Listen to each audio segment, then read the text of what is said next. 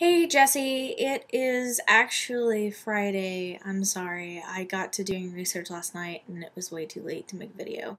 I apologize if this video is a little weird because I'm not really feeling that great today. But my oppa hat is on my head, which makes me feel a little better. First of all, thank you for retracting your statement, Jesse, about me being a fangirl, because I would have had to kill you. I characterize a fangirl, a stereotypical fangirl, as someone who watches all the little harem animes where either a guy has lots of girls interested in him or a girl has lots of guys interested in her. And I'm not saying that I've never watched those. In fact, that's one of the first animes that I watched because I watched Ranma 1/2. So today we're going to talk about anime. I did some research. I went online and looked at a bunch of websites that had like an essential list of anime to see how it kind of measured up to what I thought and measured up to what I get asked about when I get asked to establish my anime street cred. So, anime street cred. A lot of times these days, the first question I get asked when I say I'm in anime: oh, have you seen Cowboy Bebop? Oh, have you seen Full Metal Alchemist? Oh, have you seen whatever other stupid show is in the mainstream right now? That's not anime street cred, people. I actually have a lot more anime street cred than many anime fans give me credit for. I would have to say that there's sort of this, like when one anime fan meets another anime fan, you immediately have to establish your anime street cred. In the anime subculture of geeks, I guess, anime geeks, and I know this because I have made my foray into that subculture. I think you made a really good point with the conventions being a sort of place for anime fans to come in and create their own community of people that understand them. I mean, I think that's at the base of all of these geek subcultures that we're going to be looking at. I think that people do these things and are so passionate about them because they want to draw out other people who are as passionate as them about the subject so that they can have people who understand them and who create a sense of community around them so that they can feel safe and like they have some kind of place in this world and anime subculture and everything surrounding it. I found several lists, and the things that they had in common the most were things like Astro Boy and Nausicaa in the Valley of the Wind, which is a Miyazaki film.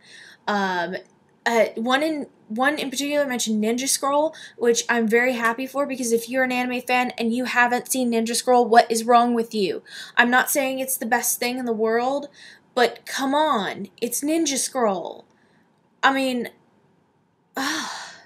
they also mentioned Ranma 1/2, Super Dimensional Fortress Macross, which a lot of people don't remember, and you should. I'm sorry, but it was, as I read in my research, it was the best known source for the first third of the popular series called Robotech here in the US. They mentioned Maison Ikoku, done by the same lady who did Ranma 1/2, Rumiko Takahashi. I'm sure that all you newer anime fans know her as the lady who did Inuyasha, and it drives me nuts when Inuyasha fans are like, hey, did you know Rumiko Takahashi did something else? She did Ranma 1/2. Isn't that cool? And I'm like, yeah, she kind of did a whole bunch of stuff before Inuyasha. Space Pirate Captain Harlock.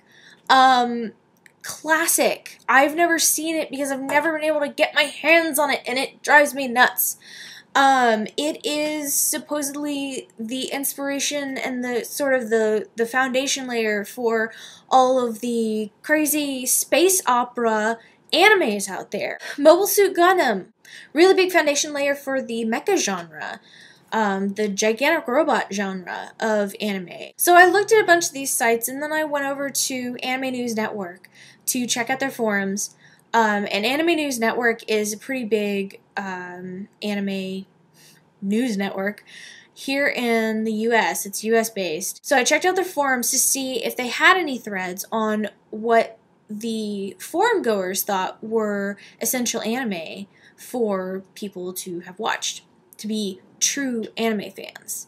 Now, there was some question about why does someone have to be a true anime fan? When it first started getting popular, real true anime fans wanted to make sure that they weren't talking to someone who was just like, oh, Sailor Moon or Pokemon, you know. Because, yeah, those are animes, but they're little kid animes. They're not real animes. On the thread that I found on Anime News Network, and I will link that in the bar, I was reading and people were saying, why does somebody have to be a true anime fan? You can't be a true anime fan. It differs in taste and blah, blah, blah, blah, blah. Well, here's the reason. Somebody compared it to a video game journalist never having played The Legend of Zelda or Mega Man. And I actually totally agree with that. If you're going to call yourself an anime fan, or a LARP fan, or a math fan, or whatever, a fan, there's always going to be fair weather fans, and then there's going to be true fans. I'm sorry if that hurts your feelings, but that's the way it is. And those true fans are the ones who have looked up their history and looked up what influences the choices that they make today and the anime series that they see today. And that's sadly one thing I see a lot of nowadays is that anime fans have no idea who some of the founders are. Like, they don't know who Osamu Tezuka is. How are you an anime fan and you don't know who Osamu Tezuka is? Astro Boy, Kimba, the White Lion, Blackjack. In Japan, he is referred to as the Kami-sama of anime, the Godfather of anime. That's what they call him. Come on, people. He revolutionized anime. And what's very interesting is that he actually was a very big fan of Walt Disney. They actually call him the Japanese Walt Disney. So it's very interesting to see how Osamu Tezuka was so influenced by Walt Disney and revolutionized this whole thing, anime and manga, and the style. He established the style that it was drawn in. The large eyes, that was him. And these people don't know it. They just think that, oh, the Japanese decided to draw big eyes and small mouth one day. No. I know Akira makes no sense. There are people who get it. They're few and far between, but there are people who get it. I've seen it 3 times and I still don't understand it. But I understand the impact that it made on our culture and on the anime culture in general. Mrs. Olmai, you're going to love this part. I've actually had some experience with some participant observation. I used to go down to the lounge and hang out with the people down there, and they would all be gathered around their laptop looking at some anime or another, whatever was popular this week. When they asked me if I liked anime, I said, why, yes I do.